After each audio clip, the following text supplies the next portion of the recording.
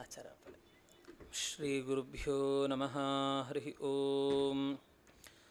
ಓಂ ಹಯಗ್ರೀವಂ ಚಿದಾನಂದವಿಗ್ರಹಂ ಸದನುಗ್ರಹಂ ದಶಗ್ರೀವಚ್ಛದಂ ಶಾಪಾನ್ ಮಣಿಗ್ರೀವ ವಿಮೋಚನಂ ಸುಗ್ರೀವಾಭಯದಂ ಸಮ್ಯರುದ್ರಸೇನ ವಿಭೂತಿದಂ ಉಜ್ರವಿಗ್ರಹ ಹಂತಾರಂ ಭಕ್ತಾಭಯಚರಗ್ರಹಂ ಸ್ವನಾಮಗ್ರಹಣಾದೇವ ನಿರಸ್ತಗ್ರಹ ವಿಗ್ರಹಂ ವೃಂದಾವನಗತಂ ವಂದೇ ಬ್ರಹ್ಮರುದ್ರೇಂದ್ರವಂದಿತಂ ಸ್ವಾಂತಸ್ಥಾನಂತಶಯಾಯ ಪೂರ್ಣಜ್ಞಾನರಸಾರ್ಣಸೇ ಉತ್ತುಂಗವಾತ್ತರಂಗಾಯ ಮಧ್ವದುದ್ಧಾಬ್ಧಯೇ ನಮಃ. ಗುರುಮಖಿಲಗುಣಜ್ಞಂ ಸದ್ಗುಣೈಕಾಧಿವಾಸಂ ಶಮದಮಪರಿನಿಷ್ಠಂ ಸತ್ವನಿಷ್ಠಂ ವರಿಷ್ಠಂ ಸಕಲಜನಶಿಷ್ಟಂ ನಿತ್ಯನಿರ್ಧೂತಕಷ್ಟಂ ಹಯಮುಖಪದನಿಷ್ಠಂ ಮಾಂ ಭಜಂತು ಪ್ರಪನ್ನಾಃ. ನಮೋ ವಸ್ತಾತ್ವಿಕಾ ದೇವಾ ವಿಷ್ಣುಭಕ್ತಿಪರಾಯಣಾಃ ಧರ್ಮಮಾರ್ಗೇ ಪ್ರೇರಯಂತು ಭವಂತಃ ಸರ್ವ ಏವ ಹಿ. ಮುಖೋಪಿ ಯತ್ಪ್ರಸಾದೇನ ಮುಕುಂದಶಯನಾಯತೆ ರಾಜರಾಜಾಯತೆ ರಿಕ್ತೋ ರಾಘವೇಂದ್ರಂ ತಮಾಶ್ರಯೇ. ಆಪಾದಮೌಳಿಪರ್ಯಂತಂ ಗುರುಣಾಮಾಕೃತಿಂ ಸ್ಮರೇತ್ ತೇನ ವಿಘ್ನಾಃ ಪ್ರಣಶ್ಯಂತಿ ಸಿದ್ಧ್ಯಂತಿ ಚ ಮನೋರಥಾಃ. ಶ್ರೀ ಗುರುಭ್ಯೋ ನಮಃ. ಹರಿ ಓಂ. ಹರಿ ಓಂ. ಹರಿ ಓಂ. ಪರಮ ಪವಿತ್ರವಾಗಿರತಕ್ಕಂಥ ದಿವಸ ಶ್ರೀ ರಾಘವೇಂದ್ರ ಗುರು ಸಾರ್ವಭೌಮರ ವರ್ಧಂತಿ ಮಹೋತ್ಸವ. ದಿವ್ಯವಾಗಿರತಕ್ಕಂಥ ಕ್ಷೇತ್ರದಲ್ಲಿ ಸೇರಿದ್ದೇವೆ. ವಾಯುದೇವರು ಅಡವಿರಾಯ ಅನ್ನುವಂತಹ ನಾಮದಿಂದ ಪ್ರಖ್ಯಾತರಾಗಿ ನೆಲೆಸಿ ಭಕ್ತರನ್ನು ಅನುಗ್ರಹ ಮಾಡ್ತಾ ಇದ್ದಾರೆ. ಇಂತಹ ಅಡವಿರಾಯನ ಅನುಗ್ರಹವನ್ನು ನಾವು ಪಡಿಬೇಕು ಅಂತಾದರೆ ಯಾರು ವಿಶೇಷವಾಗಿ ಅವರ ಕಾರುಣ್ಯಕ್ಕೆ ಪಾತ್ರರಾಗಿದ್ದಾರೋ ಅಂಥವರ ಪಾದ ಹಿಡಿದರೆ ಅಡವಿರಾಯ ವಿಶೇಷವಾಗಿ ನಮಗೂ ಅನುಗ್ರಹವನ್ನು ಮಾಡುತ್ತಾರೆ. ಅವರು ಯಾರು ಅಂದರೆ ಅವರ ರಾಘವೇಂದ್ರ ಸ್ವಾಮಿಗಳವರು.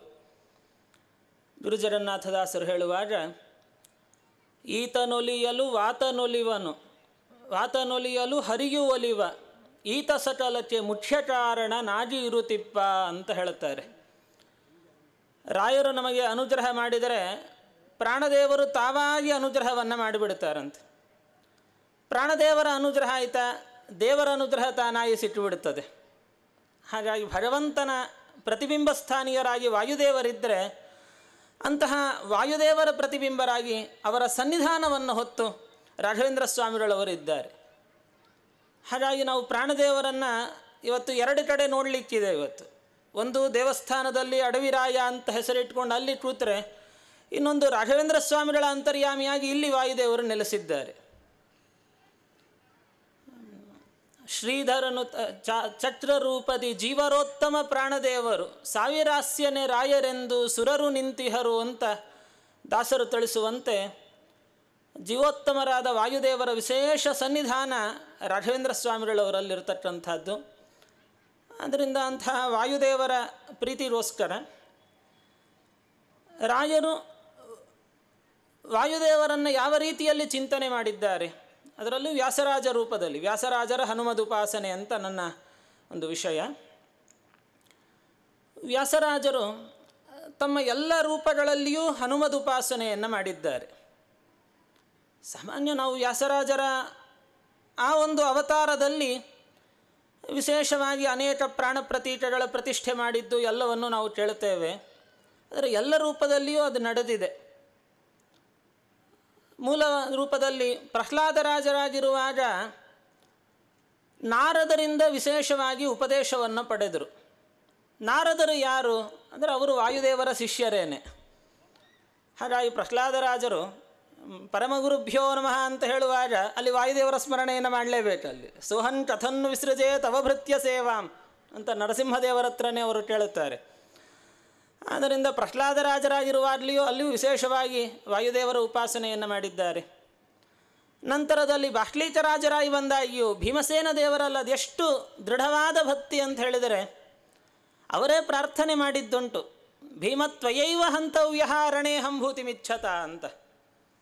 ಒಮ್ಮೆ ಭೀಮಸೇನ ದೇವರೊಂದಿಗೆ ಮಾತನಾಡುವ ಸಂದರ್ಭದಲ್ಲಿ ಬಾಹ್ಲೀಕರಾಜರು ಕೇಳಿಕೊಳ್ಳುತ್ತಾರೆ, ಭೀಮಸೇನ ದೇವರೇ, ಮುಂದೆ ನನಗೆ ಮರಣ ಬರೋದು ಅಂತಿದ್ದರೆ ಒಂದಲ್ಲ ಒಂದು ದಿವಸ ಬಂದೇ ಬರ್ತದೆ, ಆದರೆ ಹೇಗೋ ಸಾಯುವುದು ಬೇಡ, ನಿನ್ನ ಗದಾ ಪ್ರಹಾರದಿಂದಲೇ ನನಗೆ ಮರಣ ಬರಬೇಕು, ಅದೊಂದು ದೊಡ್ಡ ಅನುಗ್ರಹ, ಅದನ್ನು ನನಗೆ ಮಾಡು ಅಂತ ಕೇಳಿಕೊಳ್ತಾರೆ ಬಾಕ್ಲೀಕರಾಜರು. ಅಂದರೆ ವಾಯುದೇವರಲ್ಲಿ ಎಷ್ಟು ಉನ್ನತವಾದ ಭಕ್ತಿ ಇತ್ತು. ಅವರ ಮರಣವೂ ವಾಯುದೇವರ ಆ ಭೀಮಸೇನ ದೇವರ ಶತಘ್ನೀನಾಮಕ ಗದಾ ಪ್ರಹಾರದಿಂದಲೇ ಆಗಬೇಕು ಅಂತವರು ಬಯಸಿದ್ದುಂಟು. ಹಾಗಾಗಿ ಅಲ್ಲಿಯೂ ವಿಶೇಷವಾದ ವಾಯುಭಕ್ತಿಯನ್ನು ನಾವು ಕಾಣುತ್ತೇವೆ. ವ್ಯಾಸರಾಜರಾಯಿ ಬಂದಾಗಂತೂ 27 ಮೂರ್ತಿರ್ ಹನುಮತಃ ಪ್ರಭೋ ಪ್ರತಿಷ್ಠಾತ ಸ್ಮೃತಿಖ್ಯಾತ ಸ್ತಂಭಜೇ ವ್ಯಾಸಯೋಗಿನಂ. ವಿಜೇಂದ್ರ ಸ್ವಾಮಿಗಳವರು ಕೊಂಡಾಡುವಂತೆ 732 ಪ್ರಾಣದೇವರ ಪ್ರತೀಕಗಳನ್ನು ಪ್ರತಿಷ್ಠೆ ಮಾಡಿರತಕ್ಕಂಥವರು ವ್ಯಾಸರಾಜರು ಸಾರ್ವಭೌಮರು. ಅನೇಕ ಕಡೆಗಳಲ್ಲಿ, ಭಾರತದಾದ್ಯಂತ ಅನೇಕ ಕ್ಷೇತ್ರಗಳಲ್ಲಿ ನಾವು ಅದನ್ನು ಕಾಣುತ್ತೇವೆ. ಎಲ್ಲಿಯೇ ಹೋಗಲಿ, ಯಾವುದೇ ಒಂದು ದೊಡ್ಡ ತೀರ್ಥ ಅಂತ ಇದ್ದ ಕಡೆಯಲ್ಲಿ ಸುಮಾರು ಕಡೆಗಳಲ್ಲಿ ನಾವು ವ್ಯಾಸರಾಜರ ಪ್ರತಿಷ್ಠಿತರಾದ ಮುಖ್ಯ ಪ್ರಾಣದೇವರ ಸನ್ನಿಧಾನವನ್ನು ನಾವು ನೋಡುತ್ತೇವೆ. ಅದರಲ್ಲಿ ಬಹಳ ಪ್ರಸಿದ್ಧಿಯನ್ನು ಹೊಂದಿರುವಂತಹದ್ದು ಅಂದರೆ ಯಂತ್ರೋದ್ಧಾರಕ. ಇವೆಲ್ಲ ಇಲ್ಲಿಯ ಸಮೀಪದ ಕ್ಷೇತ್ರ. ವ್ಯಾಸರಾಜರು ಸಾರ್ವಭೌಮರು ತಾವು ಹಂಪಿಯಲ್ಲಿ ವಾಸ ಮಾಡುವ ಸಂದರ್ಭದಲ್ಲಿಯೇ ಯಾವ ಪ್ರದೇಶದಲ್ಲಿ ರಾಮಚಂದ್ರ ದೇವರು ಹನುಮಂತ ದೇವರನ್ನು ಮೊದಲ ಬಾರಿಗೆ ಭೇಟಿಯಾಗಿದ್ದಾರೋ ಅಂಥ ಅಪೂರ್ವವಾದ ಜಾಗ ಅದು, ಋಷ್ಯಮೂಕ ಪರ್ವತ. ಇಲ್ಲಿ ಒಂದು ಪ್ರಾಣಪ್ರತೀಕ ಇರಬೇಕು ಅಂತ ನೆನೆಸಿ ಅಂಗಾರದಿಂದಲೇ ವಾಯುದೇವರ ಮೂರ್ತಿಯನ್ನು ರಚನೆ ಮಾಡಿದರಂತೆ. ಹನುಮಂತ ದೇವರ ಚಿತ್ರ ಬಿಡಿಸಿದರು ವ್ಯಾಸರಾಜರು. ಅಲ್ಲೇ ಪ್ರಾಣದೇವರು ಅಲ್ಲೇ ಉದ್ಭೂತರಾದ ಹಾಗೆ ಸ್ಪಷ್ಟ ಗೋಚರ ಆಯಿತು. ಆದರೆ ಬಂದಂಥ ಹನುಮಪ್ಪ ತಕ್ಷಣವೇ ಏನೋ ಕೋತಿ ರೂಪದಿಂದ ಹಾರಿ ಹೋದ ಹಾಗಾಯಿತು. ಮತ್ತೆ ವ್ಯಾಸರಾಜರು ಪ್ರತಿಷ್ಠೆ ಮಾಡೋದು, ಪುನಃ ಹಾರಿ ಹೋಗೋದು, ಇದೇ ಕಥೆ ಸುಮಾರು 12 ಸತಿ ಇದೇ ಕಥೆ ಆಯಿತು. ಮತ್ತು ಈ ಬಾರಿ ವ್ಯಾಸರಾಜರು ಅವರೊಂದು ಷಟ್ಕೋಣವನ್ನು ಬರೆದು ಅಲ್ಲಿ ಅನೇಕ ಬೀಜಾಕ್ಷರಗಳನ್ನು ಅವರು ರಚನೆ ಮಾಡಿ ಸುಮಾರು 3 ಕೋಟಿ ವಾಯುದೇವರ ಮಂತ್ರವನ್ನು ಜಪ ಮಾಡಿ ನಂತರದಲ್ಲಿ ಪ್ರತಿಷ್ಠೆ ಮಾಡಿದರಂತೆ. ವಿಜಯದಾಸರು ಹೇಳ್ತಾರೆ ಈ ಮಾತನ್ನು, 3 ಕೋಟಿ ಬೀಜಾಕಾರ ಮಂತ್ರವ ಜಪಿಸಿ ಧಾರೆಯನ್ನು ಎರೆದು ನಿನ್ನಯ ಸುಂದರ ಮೂರುತಿಯನ್ನು ನಿರ್ಮಾಣವನ್ನು ಮಾಡಿದರು. 6 ಕ್ಷೋಣಿ ವಲಯಾಕಾರ ವಾನರ ಬದ್ಧ ಚಾರು ಶೋಭಿತ ತುಂಡಾ ತೀರದಲ್ಲಿ ವಾಸ ವೀರ ವಿಜಯ ವಿಠ್ಠಲನ್ನ ಕಾರುಣ್ಯದನುಗುಣ್ಯವಾಗಿ ನಿಂದೆ. ಹೀಗೆ ವಿಶೇಷವಾಗಿ ಒಂದು ಕೈಯಲ್ಲಿ ಜಪಮಣಿ, ಇನ್ನೊಂದು ಕೈಯನ್ನು ಹೀಗೆ ನಾಭಿಯ ಕೆಳಗಡೆ ಹೀಗೆ ಇಟ್ಕೊಂಡಿರತಕ್ಕಂಥ ಆ ಯಂತ್ರೋದ್ಧಾರಕ ಮುಖ್ಯ ಪ್ರಾಣದೇವರನ್ನು ಸ್ಥಾಪನೆ ಮಾಡಿ, ಏನೋ ಯಂತ್ರ ಹಾಕಿ ಬಂಧಿಸಿಟ್ಬಿಟ್ರು ಅಂತ ತಿಳಿಬಾರ್ದು. ವಾಯುದೇವರನ್ನು ಬಂಧಿಸ್ಲಿಕ್ಕೆ ಯಾರಿದು ಸಾಧ್ಯ? ವಾಯುದೇವರು ಬದ್ಧರಾದದ್ದು ಇವರು ಯಾವುದೋ ಯಂತ್ರ ಮಂತ್ರ ತಂತ್ರಕ್ಕಲ್ಲ, ವ್ಯಾಸರಾಜರ ಭಕ್ತಿಭಾವಕ್ಕೆ ಬದ್ಧರಾಗಿಬಿಟ್ರು ವಾಯುದೇವರು. ಅಲ್ಲಿ ಬಂದು ವಿಶೇಷವಾಗಿ ನೆಲೆಸಿದ್ದಾರೆ. ಆ ರೀತಿ ಅಂತಹ ಪ್ರಸಿದ್ಧವಾಗಿ ಯಂತ್ರೋದ್ಧಾರಕ ಪ್ರಾಣದೇವರು ಇನ್ನೂ ಅನೇಕ ಕಡೆಗಳಲ್ಲಿ ವ್ಯಾಸರಾಜರು ಪ್ರಾಣದೇವರನ್ನು ಪ್ರತಿಷ್ಠೆ ಮಾಡಿದ್ದುಂಟು. ಪ್ರಕೃತ ಅವರ ಉಪಾಸನೆಯ ವಿಚಾರವನ್ನು ನಾವು ನೋಡುವುದಾದರೆ, ಉಪಾಸನೆ ಅಂತಂದ್ರೇ ಅದಕ್ಕೆ 2 ಮುಖ. ಸೋಪಾಸನಾ ಚ ದ್ವಿವಿಧ ಶಾಸ್ತ್ರಾಭ್ಯಾಸ ಸ್ವರೂಪಿಣಿ ಧ್ಯಾನರೂಪ ಪರಾಚೈವ ತದಂಗಂ ಧಾರಣಾದಿಕಂ ಅಂತಾರೆ ಶ್ರೀಮದಾಚಾರ್ಯರು.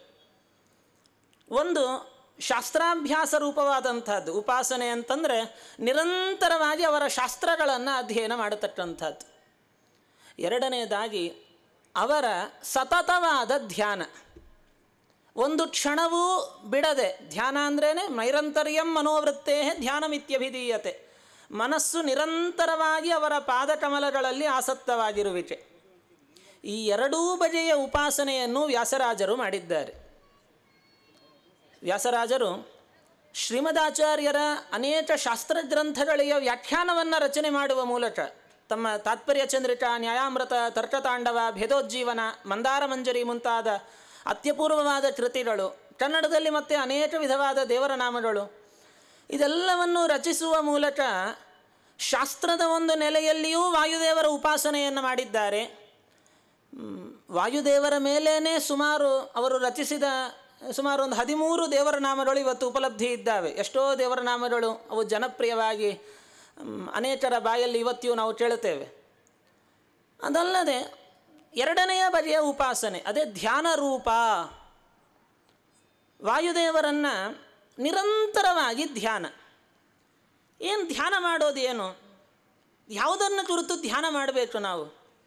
ಶ್ರೀಮದಾಚಾರ್ಯರು ಹೇಳುತ್ತಾರೆ, ಧ್ಯಾನಂ ನಿಶ್ಚಿತ ತತ್ವಸ್ಯ ಅಂತ. ಏನು ಗೊಂದಲ ಇರೋ ವಿಷಯದ ಬಗ್ಗೆ ಧ್ಯಾನ ಮಾಡಲಿಕ್ಕೆ ಬರೋದಿಲ್ಲ. ಧ್ಯಾನ ಮಾಡಬೇಕಾದರೆ ಯಾವುದನ್ನು ಕುರಿತು ಅಥವಾ ಯಾರನ್ನು ಕುರಿತು ಧ್ಯಾನ ಮಾಡುತ್ತೇವೆ ಅವರ ಪೂರ್ಣ ನಿಶ್ಚಯವಾದ ಅವರ ಸ್ವರೂಪ ಜ್ಞಾನ ನಮಗೆ ಬೇಕಾಗ್ತದೆ. ಅವರು ಇಂಥವರು ಹೀಗೆ ಅನ್ನುವ ಸ್ವರೂಪ ಜ್ಞಾನ ಬೇಕಾಗ್ತದೆ. ವ್ಯಾಸರಾಜರಿಗೆ ಹನುಮಂತ ದೇವರ ಬಗ್ಗೆ ಅದೆಷ್ಟು ದೃಢವಾದ, ಚೂರು ಸಂಶಯಾಸ್ಪದವಲ್ಲದ ಸ್ಪಷ್ಟವಾದ ಜ್ಞಾನ ಇತ್ತು ಅಂತ ಕೇಳಿದರೆ, ಅವರದ್ದೇ ಒಂದು ಕೃತಿ ಇದೆ, ವಾಯುಗದ್ಯ ಅಂತ. ಅದೊಂದು ಹೇಳಿಬಿಟ್ರೆ ಸಾಕು, ನನ್ನ ಇಡೀ ಪ್ರವಚನದ ವಿಷಯ ಅದರಲ್ಲೇ ಬಂದುಬಿಟ್ಟಿದೆ. ವಾಯುಗದ್ಯ ಅಂತ ಒಂದು ಸುಂದರವಾದ ಒಂದು ಗದ್ಯ ವ್ಯಾಸರಾಜರು ರಚಿಸಿರುವಂಥದ್ದು. ಅದರಲ್ಲಿ ಸುಮಾರು ಒಂದು 61 ವಿಶೇಷಣಗಳನ್ನು ಕೊಟ್ಟು ವಾಯುದೇವರನ್ನು ಸ್ತೋತ್ರ ಮಾಡಿದ್ದಾರೆ. 61 ವಿಶೇಷಣ ಹೇಳಿದ್ದು ನಾನು 61 ನಿಮಿಷ ಸಹ ಇಲ್ಲ ನನಗೆ, ಯಾಕಂದರೆ ಪ್ರವಚನ ಒಂದು ಸಮಯ ಇರುವಂತಹದ್ದು 45 ನಿಮಿಷ ಅಷ್ಟೇ. ಅದರಲ್ಲಿ ಈಗಾಗಲೇ 10-15 ನಿಮಿಷ ಮುಗಿದಿದೆ. ಹಾಗಾಗಿ ಅಷ್ಟನ್ನು ವಿಸ್ತಾರ ಮಾಡಲಿಕ್ಕೆ ಹೋಗುವುದಿಲ್ಲ. ಅದರ ಮಹತ್ವವನ್ನು ತಿಳಿಸಿಕೊಡ್ತೇನೆ.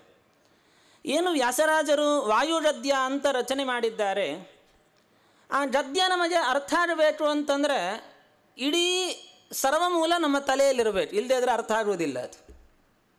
ಯಾಕಂದರೆ ಒಂದೊಂದು ವಿಶೇಷಣ ಏನು ಇಲ್ಲಿ ಹೇಳಿದ್ದೇನೆ, ಸುಮಾರು ಒಂದು 61 ವಿಶೇಷಣ ಕೊಟ್ಟು 62ನೇದಾಗಿ ಶ್ರೀ ವಾಯುದೇವಾಯ ನಮೋ ನಮಃ ಅಂತಂದರು.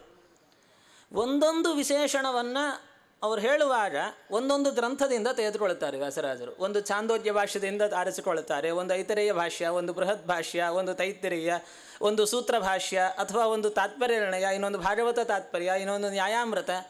ಒಂದೊಂದು ವಿಚಾರವನ್ನು ಒಂದೊಂದು ಕಡೆಯಿಂದ ವ್ಯಾಸರಾಜರು ಆರಿಸಿಕೊಂಡಿದ್ದಾರೆ. ವ್ಯಾಸರಾಜರ ಶಾಸ್ತ್ರ ಪಾಂಡಿತ್ಯ, ಅವರ ಮೇರು ಸದೃಶವಾದ ಜ್ಞಾನ ಅದು ನಮಗೆ ಊಹಿಸಲಿಕ್ಕೆ ಕೂಡ ಸಾಧ್ಯವೇ ಇಲ್ಲ ಅಂತರ್ಥ. ಷಡ್ವಾರಂ ವ್ಯಾಸರಾಜೇಂದು ಮುಖಾಚ್ಛೃತ್ವ ವಿಶೇಷತಃ.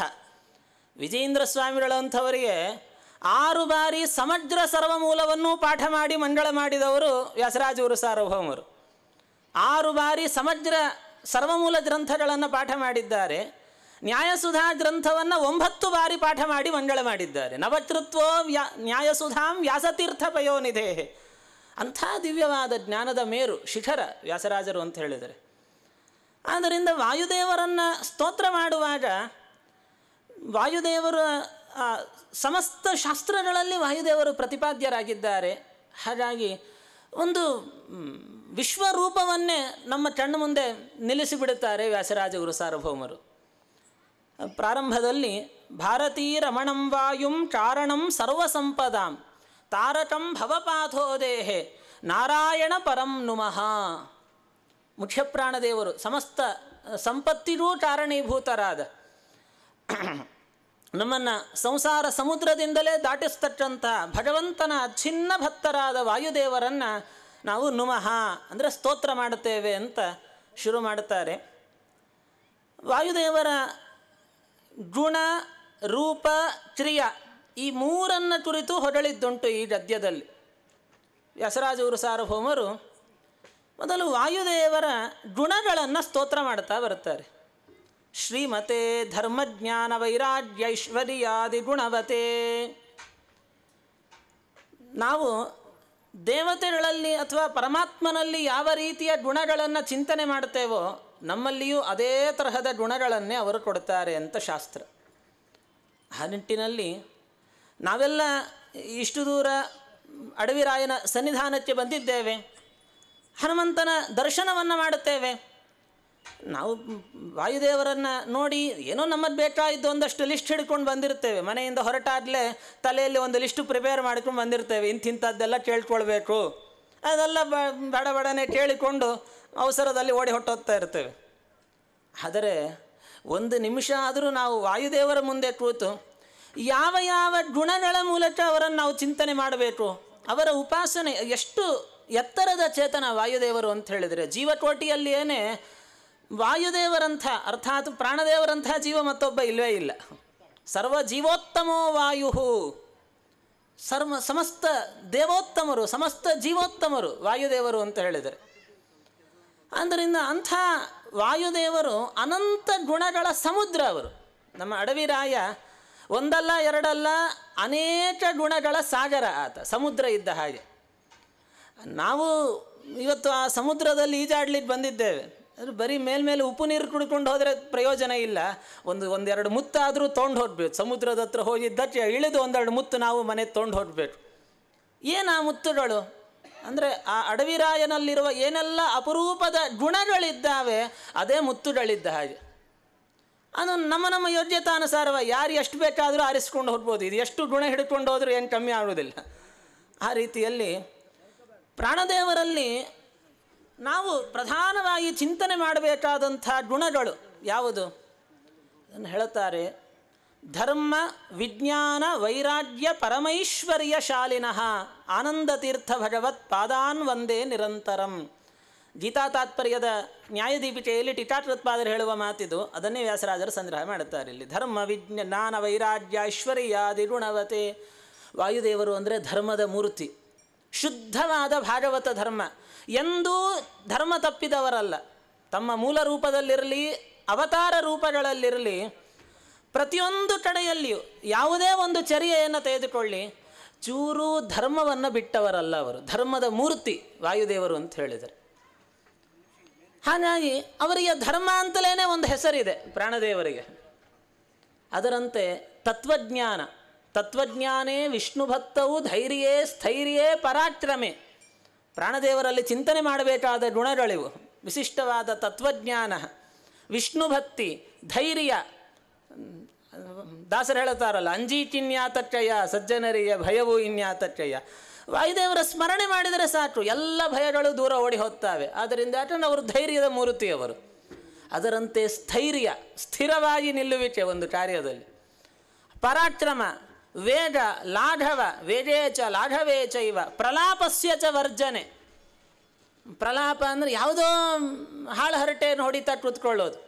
ಒಳ್ಳೆ ದಿವ್ಯವಾದ ಕ್ಷೇತ್ರಕ್ಕೆ ಬಂದಿರ್ತೇವೆ, ಉಪನ್ಯಾಸ ನಡೀತಾ ಇರ್ತದೆ, ನಿಮ್ಮಿಷ್ಟಕ್ಕೆ ನೀವು ಹೇಳ್ಕೊಳ್ಳಿ, ನಮ್ಮ ಇಷ್ಟಕ್ಕೆ ನಾವು ಹರಟೆ ಹೊಡಿತೇವೆ ಅಂತ ಕೆಲವರು ಲೆಕ್ಕಾಚಾರ. ಹಾಗೆ ಅದು ಮಾಡಲಿಕ್ಕೆ ಹೋಗಬಾರ್ದು. ಕ್ಷೇತ್ರಕ್ಕೆ ಬಂದಾಗ ಒಂದಷ್ಟು ಪುಣ್ಯ ಮಾಡದೇ ಇದ್ರೂ ಅಡ್ಡಿ ಇಲ್ಲ, ಪಾಪ ಸಂಪಾದನೆ ಮಾಡ್ಕೊಳ್ಳಿಕ್ಕೆ ಹೋಗಬಾರ್ದು. ನೋಡ್ರಿ, ಬಹಳ ಕಷ್ಟ ಅದು.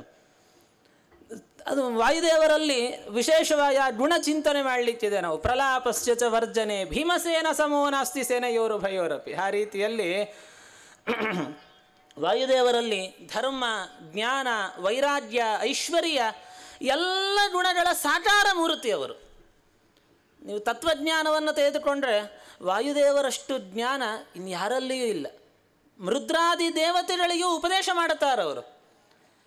ನಾವು ಅಡವಿರಾಯನ ಮೂರ್ತಿಯಲ್ಲಿ ಏನೇ ಕೆಳಗಡೆ ರುದ್ರದೇವರನ್ನು ನಾವು ಕಾಣುತ್ತೇವೆ, ಶಿವಲಿಂಗ ಇವತ್ತಿಯೂ ಅಲ್ಲಿ ನಾವು ನೋಡ್ತಾ ಇದ್ದೇವೆ. ಅದರ ತಾತ್ಪರ್ಯ ಏನು? ಹನುಮಂತ ದೇವರಿಂದ ರುದ್ರದೇವರು ಉಪದೇಶ ಪಡೀತಾ ಇದ್ದಾರೆ. ಶಿವ ಒಳ್ಳೆಯ ತತ್ವಜ್ಞಾನವನ್ನು ಹನುಮಂತ ದೇವರಿಂದ ಕೇಳಿಸಿಕೊಳ್ತಾ ಇದ್ದಾನೆ. ಅಲ್ರಿ, ಇದು ನೀವು ಮಾಡಿದ ವ್ಯಾಖ್ಯಾನ ಆಯ್ತಲ್ಲ ಅಂತ ನೀವು ಕೇಳ್ಬೋದು. ನಾನು ಮಾಡಿದ ವ್ಯಾಖ್ಯಾನ ಅಲ್ಲ, ವೇದ ಹೇಳ್ತಾ ಇದೆ.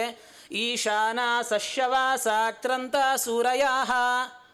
ಈಶಾನಾಸಹ, ಈಶಾನ ಅಂದರೆ ಶಿವ, ಶಿವನೇ ಮುಂತಾದ ದೇವತೆಗಳನ್ನು ಕೂಡ ವಾಯುದೇವರು ಸೂರಯ ಅಕ್ರಂತ ಜ್ಞಾನಿಗಳನ್ನಾಗಿ ಮಾಡಿದ್ದಾರೆ ಅಂತ ಸ್ವಯಂ ಅಪೌರುಷೇಯವಾದ ವೇದ ಈ ಮಾತನ್ನು ತಿಳಿಸಿಕೊಡ್ತಾ ಇದೆ. ಅಂದರೆ ರುದ್ರಾದಿ ದೇವತೆಗಳಿಗೂ ಉಪದೇಶ ಮಾಡಬೇಕಾದರೆ ವಾಯುದೇವರ ತತ್ವಜ್ಞಾನ ಎಂಥದ್ದು. ಅವರ ವಿಷ್ಣು ಭಕ್ತಿ, ವಿಷ್ಣು ಭಕ್ತಿ ಅಂತಲೇ ಒಂದು ಹೆಸರಿದೆ ವಾಯುದೇವರಿಗೆ. ಆಚಾರ್ಯರು ಬೃಹದ್ಭಾಷ್ಯದಲ್ಲಿ ಹೇಳ್ತಾರೆ.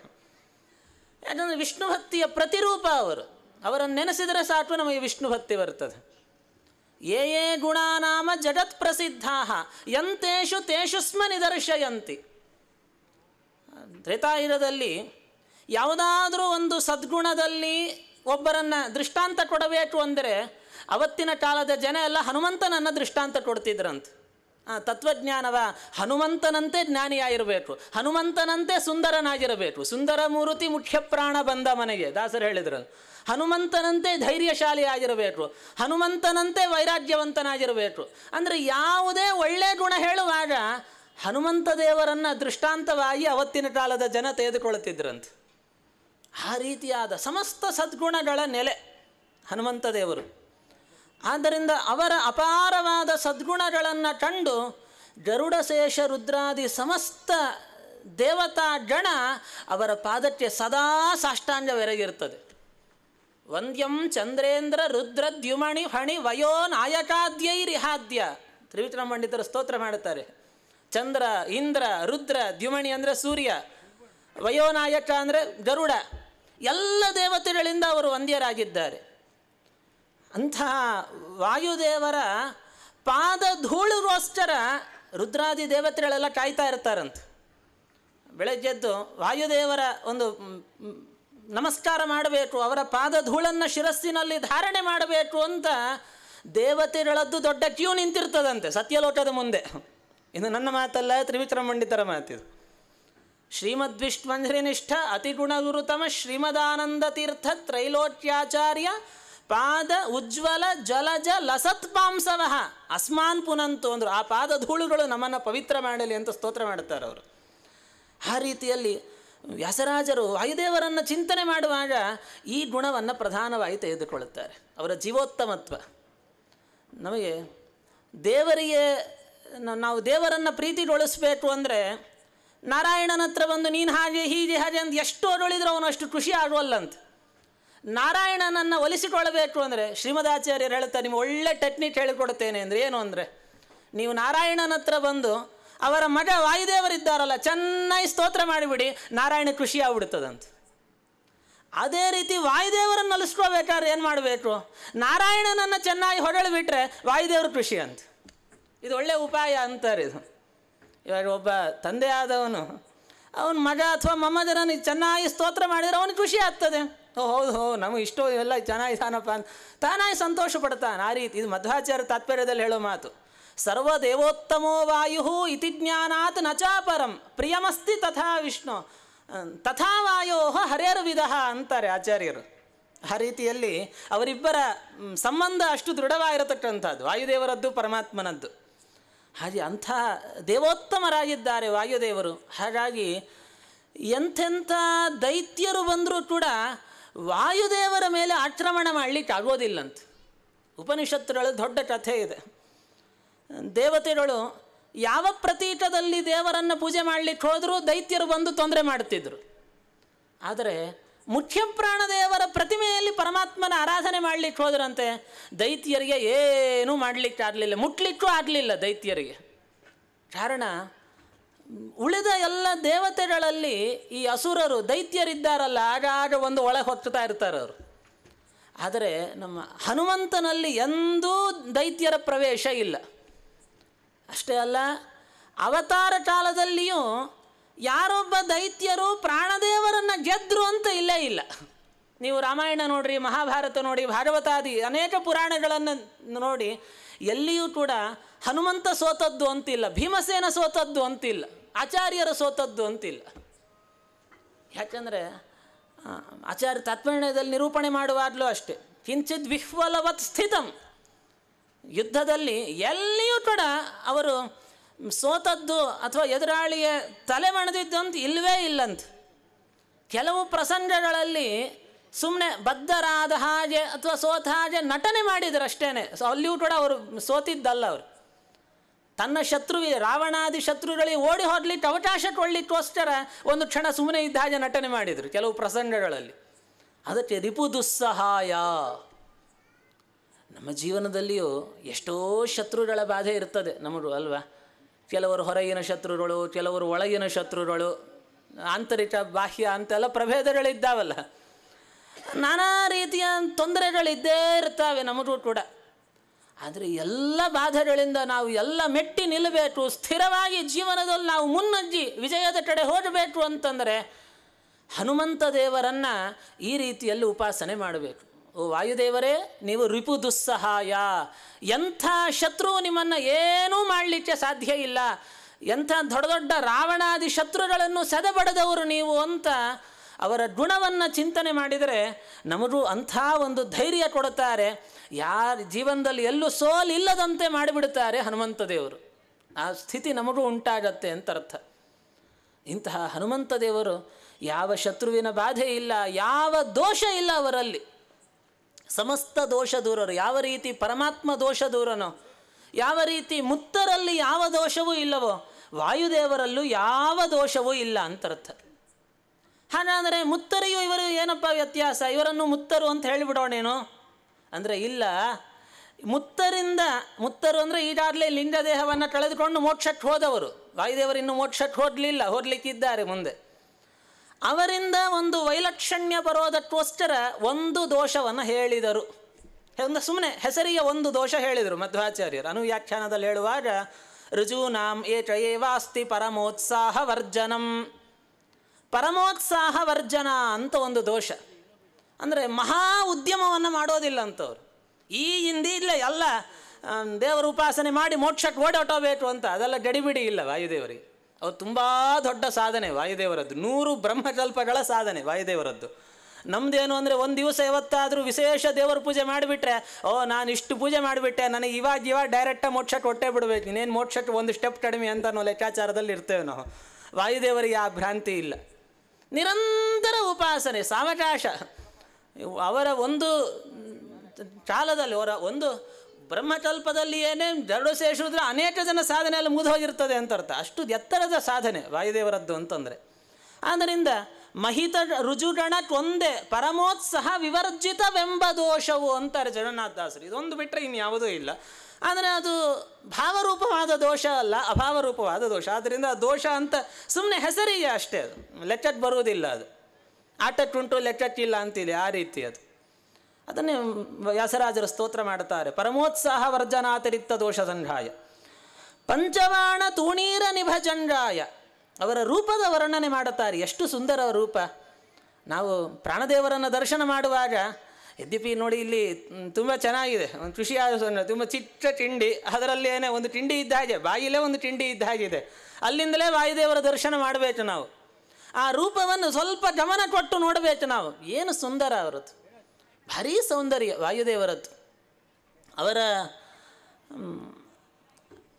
ಜಂಘ ಅಂತಂದರೆ ಮೊಣಕಾಲಿನ ಕಳಪ್ರದೇಶ ಹೇಗಿರ್ತದೆ ಅಂತ ಕೇಳಿದರೆ, ಆನೆಯ ಸೊಂಡಿಲು ಯಾವ ರೀತಿಯಲ್ಲಿರ್ತದೋ ಆ ತರಹದ ಪುಷ್ಟವಾಗಿರತಕ್ಕಂಥ ಒಂದು ಜಂಘಾ ಪ್ರದೇಶ ಅವರದ್ದು. ಅದರಂತೆ ಅವರ ಎಲ್ಲ ಸ್ವಚ್ಛ ಕೌಶೇಯ ಪಟಿತ ಕಟಿಸೂತ್ರಾಭಿರಾಮ ಕಟಿತಟಾಯ. ಸುಂದರವಾಗಿರತಕ್ಕಂಥ ಟೌಪಿನ ಕಟಿಸೂತ್ರ ಹಾಕ್ಕೊಂಡಿರ್ತಾರೆ ವಾಯುದೇವರು. ಕಟಿಸೂತ್ರ ಅಂದರೆ ಒಂದು ಉಡುದಾರ ಇದ್ದ ಹಾಗೆ, ಅದಕ್ಕೆ ಟೌಪಿನ ಲಂಗೋಟಿಯಂತೆ. ವಿಜಯದಾಸರು ಹೇಳ್ತಾರಲ್ಲ, ಹೇಮ ಕಚ್ಚೂಟ ಉಪವೀತ ಧರಿಪ ಮಾರುತ ಅಂತ.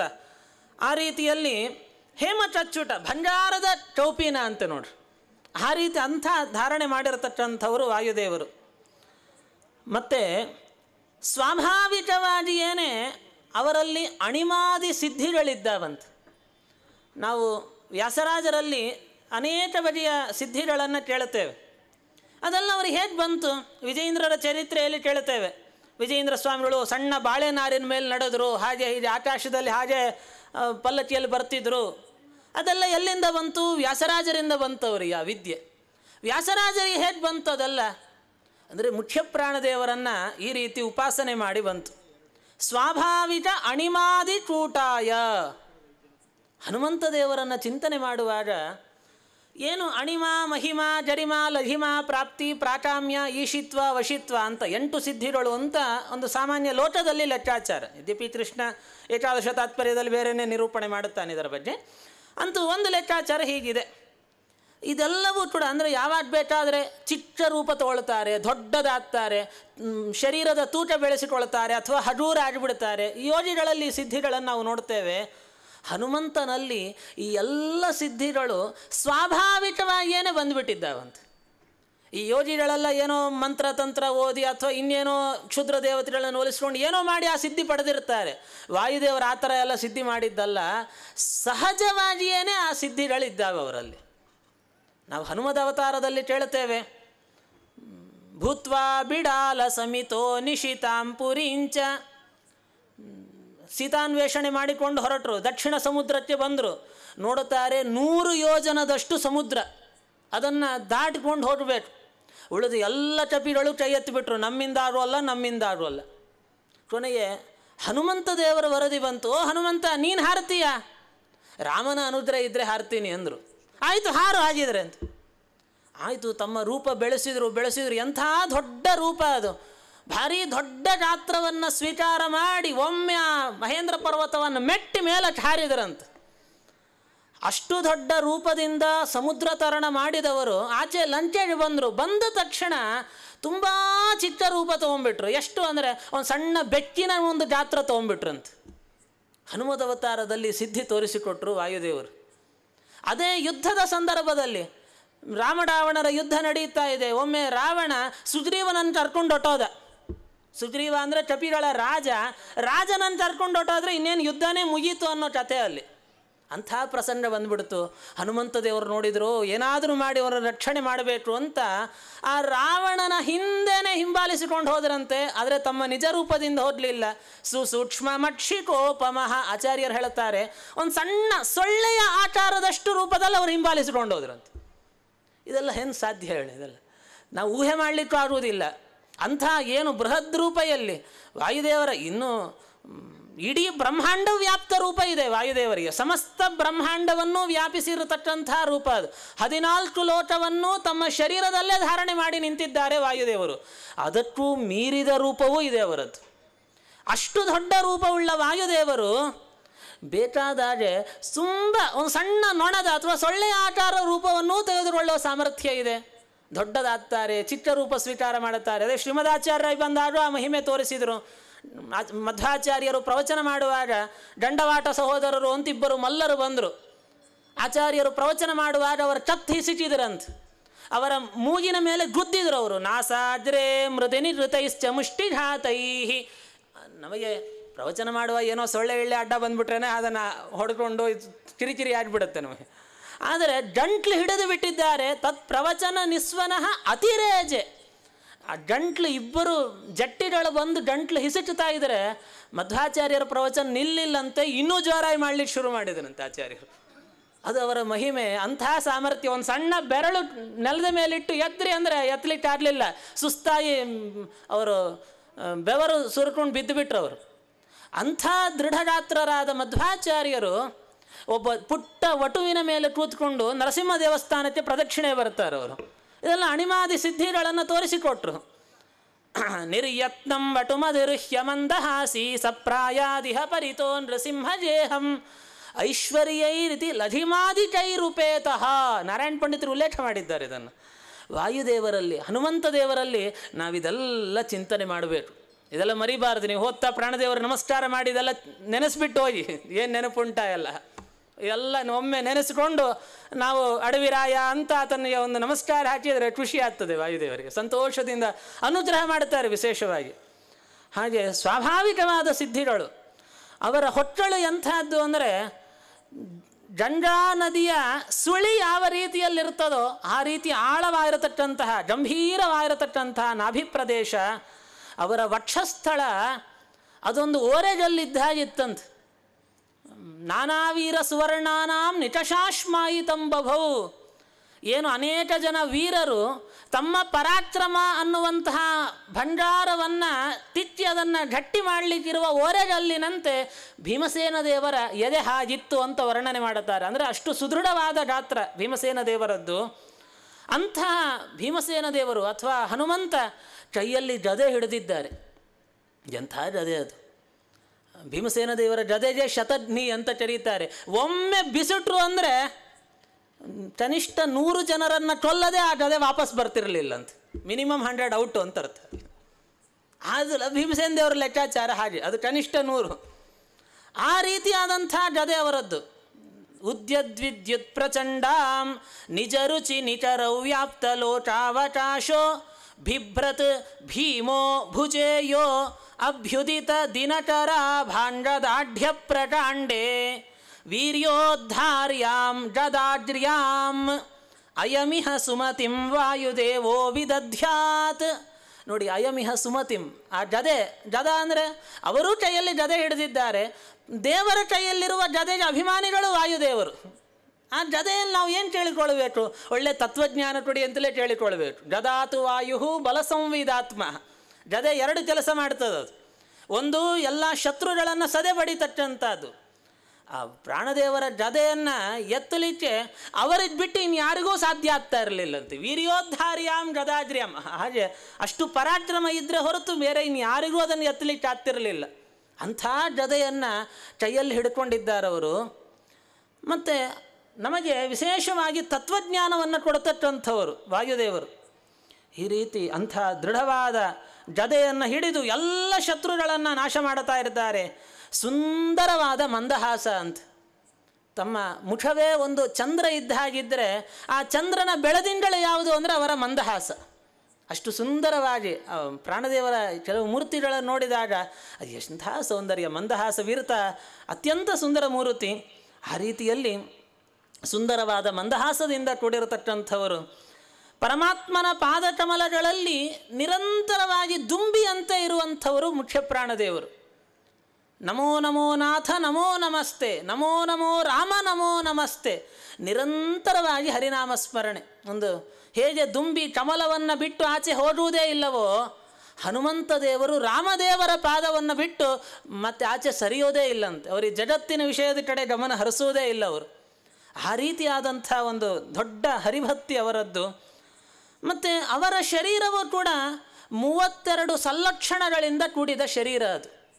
ಇದು ದೇವರು ಮತ್ತು ವಾಯುದೇವರು ಪರಶುಕ್ಲತ್ರಯರಿಗೆ ಅಷ್ಟೇ ಸೀಮಿತ, ಇದು ಉಳಿದವರಿಗೆ ಸಾಧ್ಯ ಇಲ್ಲ. ರುದ್ರದೇವರ ಹತ್ರ ಬಂದ ಮತ್ತೆ ಕಮ್ಮಿ ಆಗಿಬಿಡ್ತದೆ, 28, 26, 24 ತಾರತಮ್ಯದಲ್ಲಿ ಕಡಿಮೆ ಹೋದಾಗ ಲಕ್ಷಣಗಳು ಕಡಿಮೆ ಆಗಿಬಿಡ್ತವೆ. ಅದೇ ಪ್ರಾಣದೇವರ ಶರೀರದಲ್ಲಿ 32 ಸಲ್ಲಕ್ಷಣಗಳಿದ್ದಾವೆ ಅಂತ ಅರ್ಥ. ಅಷ್ಟು 23 ತಥಾ ಸಮಗ್ರ ಗುರು ಲಕ್ಷಣೋಪೇತಾನಾಂ ರಾಘವೇಂದ್ರ ಸ್ವಾಮಿಗಳು ಸ್ತೋತ್ರ ಮಾಡಿದಂತೆ ಅಂಥ ಒಂದು ಶರೀರ. ಹಾಗಾಗಿ ಅವರನ್ನು ರುಜುಪುಂಡವ ಅಂತ ಕರೆದರು. ರುಜುಪುಂಡವಸ್ಯ ಪರಿಜಾನತ ಸ್ವಯಂ, ಸುಮಧ್ವಿಜಯದಲ್ಲಿ ಹೇಳಿದಂತೆ ಅದೇ ಶಬ್ದ ಬಳಸ್ತಾರೆ ಇಲ್ಲಿ ವ್ಯಾಸರಾಜರು, ರುಜುಪುಂಡವಾಯ. ಅವರ ಜ್ಞಾನ ಎಂಥದ್ದು ಅಂದರೆ ಜಗತ್ತಿನ ವಿಷಯದಲ್ಲಿ ಯಾವುದೇ ಒಂದು ವಿಷಯ ಕೇಳ್ರಿ, ಬ್ರಹ್ಮದೇವರು ಅದನ್ನು ಥಟ್ಟನೆ ಹೇಳಿಬಿಡ್ತಾರಂತೆ. ಇದೆಲ್ಲ ಪ್ರಮಾಣ ಪದ್ಧತಿಯಾದ ಗ್ರಂಥಗಳಲ್ಲಿ ನಿರೂಪಿತವಾದ ವಿಚಾರ, ತುಂಬ ವಿಸ್ತಾರವಾದ. ಈಶ್ವರಾದನ್ಯತ್ರ ಸರ್ವತ್ರ ಆಲೋಚನೆ ಸರ್ವವಿಷಯಕಂ ಜ್ಞಾನಂ ಅಂತ. ಈಶ್ವರೇತು ಅಸಾರ್ವತ್ರಿಕಂ ಅನ್ಯತ್ರ ಅನಾಲೋಚನೆ ಸರ್ವವಿಷಯಕಂ ಜ್ಞಾನಂ ರುಜಿಯೋಜಿ ಜ್ಞಾನಂ ಅಂತ ಹೇಳ್ತಾರೆ. ಭಗವಂತನ ವಿಷಯದಲ್ಲಿ ತಮ್ಮ ಯೋಗ್ಯತಾನುಸಾರವಾಗಿ ಚೆನ್ನಾಗಿ ತಿಳಿದಿದ್ದಾರೆ. ಉಳಿದ ಜಗತ್ತಿನ ವಿಷಯದಲ್ಲಿ ಯಾವುದೇ ಕೇಳ್ರಿ, ವಾಯುದೇವರ ಜ್ಞಾನ ಎಂಥದ್ದು ಅಂದರೆ ನೀವು ಎಂಥದೇ ಒಂದು ವಿಷಯ ಕೇಳಿದ್ರೆ ಥಟ್ಟನೆ ಅದನ್ನು ಹೇಳಿಬಿಡುತ್ತೆ. ಈ ಉದಾಹರಣೆಗೆ ಈ ಪುಸ್ತಕ ಇದೆ, ಇದರಲ್ಲಿ ಎಷ್ಟು ಪುಟ ಇದೆ ಅಂತ ನಾನು ಕೇಳಿದರೆ, ನೀವು ಕೇಳಿದರೆ ಹೇಳಿಬಿಡ್ಬೋದು, ನಾನು ಇಷ್ಟು ಪುಟ ಇದೆ ನೋಡಿ ಹೇಳಿಬಿಡ್ಬೋದು. ಅದೇ ಒಟ್ಟು ಎಷ್ಟು ಅಕ್ಷರ ಇದೆ ರೀ ಅಂತ ಕೇಳಿದರೆ ನನಗೆ ಹೇಳಲಿಕ್ಕೆ ಆಗೋದಿಲ್ಲ. ಸ್ವಲ್ಪ ಎಲ್ಲ ಲೆಕ್ಕ ಹಾಕಿ ಒಂದು ವರ್ಷ ಬಿಟ್ಟು ಬನ್ನಿ ಹೇಳ್ತೀನಿ ಅಂತೀನಿ. ಯಾಕೆ ಲೆಕ್ಕ ಹಾಕಿ ಕೂತ್ಕೊಳ್ಳೋದು. ವಾಯುದೇವರಿಗೆ ಅದಲ್ಲ, ಪುಸ್ತಕ ಮುಂದಿಟ್ಟು ಎಷ್ಟು ಅಕ್ಷರ ಎಷ್ಟು ಸ್ವರ ಇದೆ ಕೇಳಿದ್ರು ಹೇಳ್ತಾರೆ ಅವರು. ಯಾಕಂದರೆ ಅಂಥ ಸರ್ವಜ್ಞತ್ವ ಅವರದ್ದು. ಇಡೀ ಬ್ರಹ್ಮಾಂಡದ ವಿಷಯದಲ್ಲಿ ಅಂಥ ಸರ್ವಜ್ಞತ್ವ ವಾಯುದೇವರಿಗೆ ಇರತಕ್ಕಂಥ ಅವರ ಜ್ಞಾನ ಅಷ್ಟು ದೊಡ್ಡದು ಅಂತರ್ಥ. ಮತ್ತು ಅನಾದಿ ನಿತ್ಯವಾದ ಜ್ಞಾನ ಅಂದರೆ ಅವರು ಏನೋ ಪುಸ್ತಕ ಎಲ್ಲ ಓದಿ ಗುರುಗಳ ಹತ್ರ ಕೂತ್ಕೊಂಡು ಅಧ್ಯಯನ ಮಾಡೇ ಪಡ್ಕೊಳ್ಬೇಕು ಅಂತಿಲ್ಲ. ಅನಾದಿ ಕಾಲದಿಂದ ಇದೆ, ಅನಂತ ಕಾಲದವರೆಗೂ ಇರುತ್ತದೆ. ಪ್ರಳಯದಲ್ಲಿಯೂ ಅವರ ಜ್ಞಾನಕ್ಕೆ ತಿರೋಧಾನ ಇಲ್ಲ. ಇಡೀ ಜಗತ್ತು ಮುಳುಗೋದ ಮೇಲೂ ಕೂಡ ಹನುಮಂತ ದೇವರು ಅವರ ಜ್ಞಾನಕ್ಕೆ ತಿರೋಧಾನ ಇಲ್ಲ. ಏವಂ ಪ್ರಳಯ ಕಾಲೇಪಿ ಪ್ರತಿಭಾತವರ ಪರಾವರಹ ಮುಖ್ಯವಾಯು ಅಂತ ಶ್ರೀಮದಾಚಾರ್ಯರು ಹೇಳುತ್ತಾರೆ. ಮೋಕ್ಷದ ಪರ್ಯಂತರವಾಗಿ ಬೆಳೀತಾನೆ ಇರತಕ್ಕಂಥದ್ದು. ಮುಂದೆ ಅವ್ಯಯಂ ನಾಶರಹಿತವಾಗಿರತಕ್ಕಂಥ ಜ್ಞಾನ, ಸದಾ ಪೂರ್ಣವಾದ ಅವರ ಜ್ಞಾನ ಎಂಥದ್ದು ಅಂದರೆ, ನಾವು ದೇವರನ್ನು ತಿಳಿಬೇಕು ಅಂತಂದರೆ ಒಂದಷ್ಟು ವೇದ ಶಾಸ್ತ್ರ ಪುರಾಣ ಎಲ್ಲ ಓದಿ ದೇವರನ್ನು ತಿಳಿಬೇಕು. ಅಂದರೆ ನಮ್ಮ ಜ್ಞಾನ ವೇದವನ್ನು ಅನುಸರಿಸ್ತದೆ. ವಾಯುದೇವರ ಜ್ಞಾನ ಎಂಥದ್ದು ಅಂದರೆ, ವೇದ ವಾಯುದೇವರ ಜ್ಞಾನವನ್ನು ಅನುಸರಿಸಬೇಕಷ್ಟೆ. ವಾಯುದೇವರು ಅದು ವೇದವನ್ನು ಅನುಸರಿಸೋದಲ್ಲ. ವೇದ ಊಹಾಂ ಅನುಸರೇತ್ ಯಸ್ಯ ಸತ್ ತ್ಯಕ್ತ ವೈದಿಕಃ. ಅದಕ್ಕೆ ಅವರಿಗೆ ಹೆಸರೇ ತ್ಯಕ್ತ ವೈದಿಕರು ಅಂತ. ಈ ಹೆಸರು ತುಂಬ ವಿಚಿತ್ರವಾಗಿದೆ.